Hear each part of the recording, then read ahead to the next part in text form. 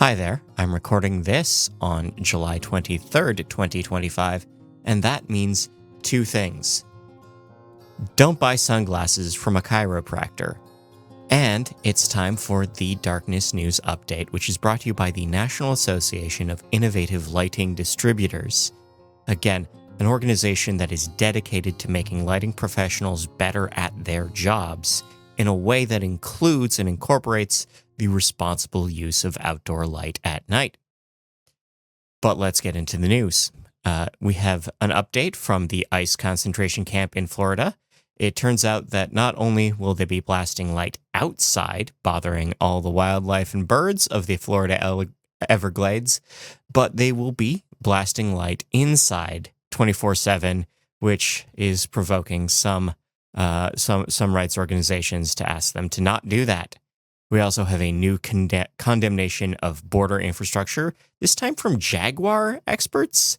Specifically, the fencing and lighting going up on the U.S.-Mexico border is going to be bad for the large predators. In things that will not get me hate mail, let's talk about Alan light at night being linked with obesity in a 15-year study of 218,000 children. This was done in Tsinghua, China, and over 15 years, they determined that those children that lived in areas that were brighter, they correlated with weight gain, specifically the condition of obesity.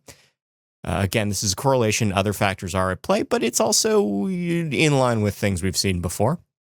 We have a study from Flinders University that took 88,000 people from Britain and then followed up on their health condition for 9 years and found that those who suffered light at night, who dealt with light at night and circadian disruptions, they were more likely to experience artery disease, myocardial infarctions, heart failure,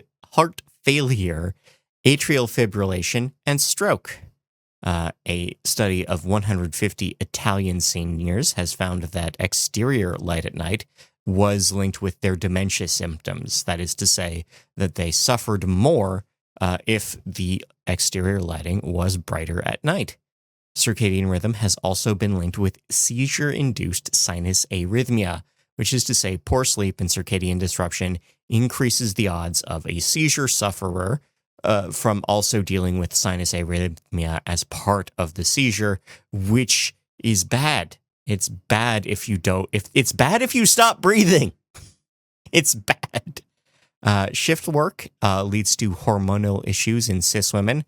Specifically, the Endocrine Society has observed irregular periods among women that work the night shift.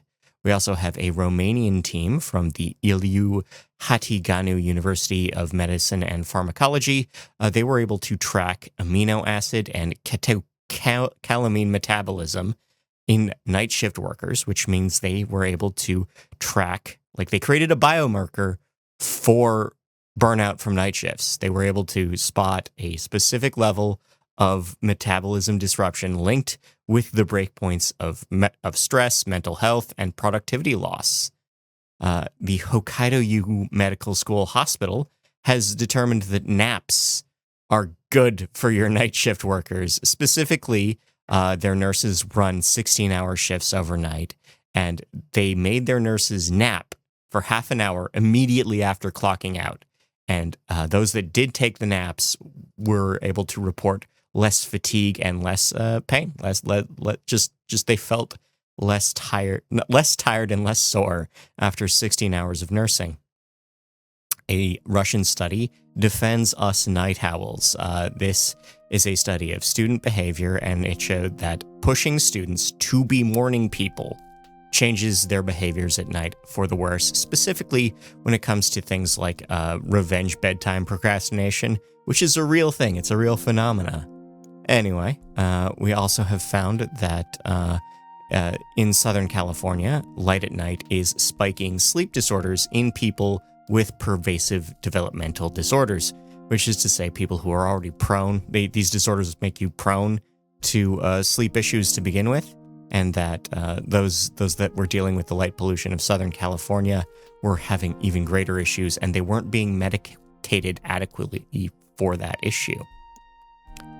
Light at night has been connected with changes in behavior in mice with neurodevelopmental disorders. This is a UCLA study that shows that circadian stability helps maintain mental and emotional stability in mice. Probably carries further up to the larger mammals, but we'll see if we get a replication anywhere down the line. We have a study of gene modification of the clock gene, period 2 clock gene.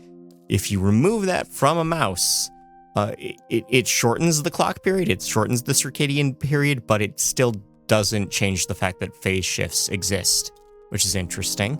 We have a study that shows a common treatment for dementia also alters the melatonin receptors in rats, which is to say that if you're on dementia meds, you might just lose sleep, which will make your dementia worse. Color temperature is boosting glowworm activity, which is to say that warmer lighting causes glowworms, specifically the males, to shuffle around a little more, get a little more done at night. The Malaysian Space Agency is working with a number of stakeholders to release a national light pollution guideline. They are working on a guideline document for next year that will specifically try to boost astrotourism as well as the state of astronomy research in Malaysia. The Bavarian Forest is now a dark sky park. This covers 94,000 hectares across 20 municipalities and 62,000 residents in Germany, and they have been recognized by Dark Sky International. They started to work on securing this designation through lighting projects and awareness campaigns in 2017. In South Shields, UK, the coast road in Lees has already upgraded to LED lighting. And it's the pretty good kind. It's the kind we want. It is on 10-meter tall poles, yes, but it does also dim by half after 10 p.m. But the MP for South Shields has asked that more measures be taken to reduce light pollution because this area is known for its views of the aurora borealis. In New Brunswick, Canada, they are planning a dark corridor, a black belt along the Fundy coastline.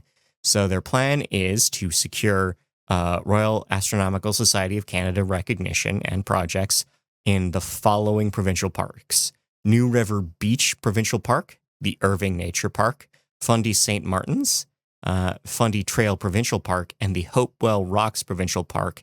And that would be 100 miles along the coast that would be protected in terms of lighting. Nevada State has launched their Dark Skies Toolkit. The Nevada Division of Outdoor Recreation and Travel Nevada have begun accepting applications for the State Starry Skies certification. Oh, that's that's alliterative as heck. I don't think I could say that 3 times fast.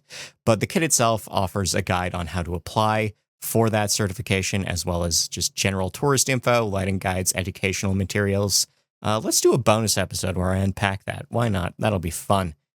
In Texas, oil and gas operators are beginning to adopt their own specific set of rules from Dark Sky. This is particularly happening around Big Bend National Park and the McDonald Observatory. We have lighting rules proposed for Deschutes County, Oregon. The Planning Commission is currently asking for public input as to what should go ahead in reducing light pollution there. Santa Barbara, California schools are planning a new shielded lighting option. This is a brand new small private school aiming to be a good namer with low temp, low brightness shielded lighting. Kaiser, Oregon is planning new lighting rules. No specific plan yet, but they are beginning to build their way to night conservation there. In Lancaster, PA, the mayflies are back. You might remember this story of the mayflies swarming this one bridge, getting waist-high dead mayflies on this bridge. Lancaster has shut off the lights and they're installing new ones. They are pulling the current lighting system for a dual-phase amber and yellow option that will stop attracting so many mayflies during mayfly season. Saratoga, Utah residents are complaining about a proposed drive-through. In this case, this is a relatively recent residential development, and they would rather not have a brand new commercial development directly in their backyards. These would put drive-thrus for coffee and burgers against their back fence, and they'd rather not have that. In Weber County, Utah, the local Audubon Society, the Wasatch County Audubon Society, is looking for data collectors, volunteer data collectors, for a sky brightness citizen science project. You can sign up for that now. Training sessions are in August. Sea turtle conservationists are complaining about highway lighting in Brunswick, Georgia. Specifically, 156 nests will be threatened by the lighting on exit 42 on I-95. Hopefully we can get something done about that before the eggs hatch. Charlotte County, Florida has launched a turtle recognition program. This is a new program that will recognize existing lighting projects for their ability to not kill sea turtles.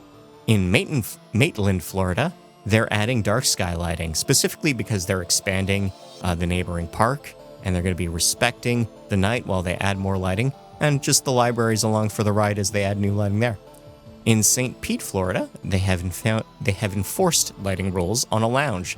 Specifically, the Hurricane Lounge has 2 weeks to clean up their lighting or face a fine of $250 per night.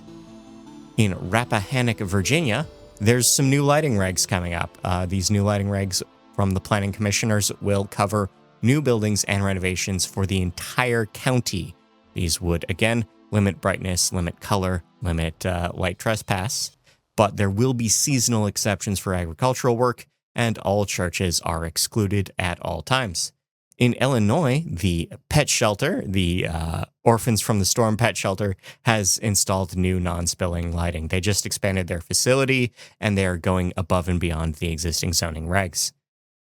There are calls to reinstate the model lighting ordinance in Arapahoe County, Colorado.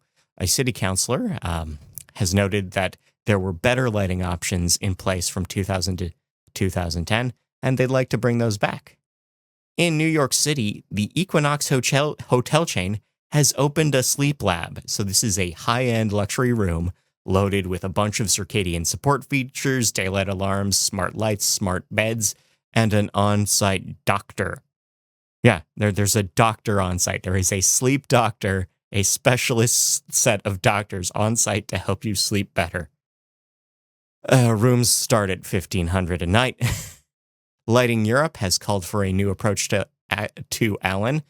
This is a new position paper that endorses generally the sort of principles we like to see when it comes to responsible outdoor lighting at night, which is to say that all light should have a clear purpose, light should be directed only where needed, not brighter than necessary, and adapted to suit the task and turned off when not required. Lighting Europe is a major organization over in Europe in terms of setting policies for lighting professionals.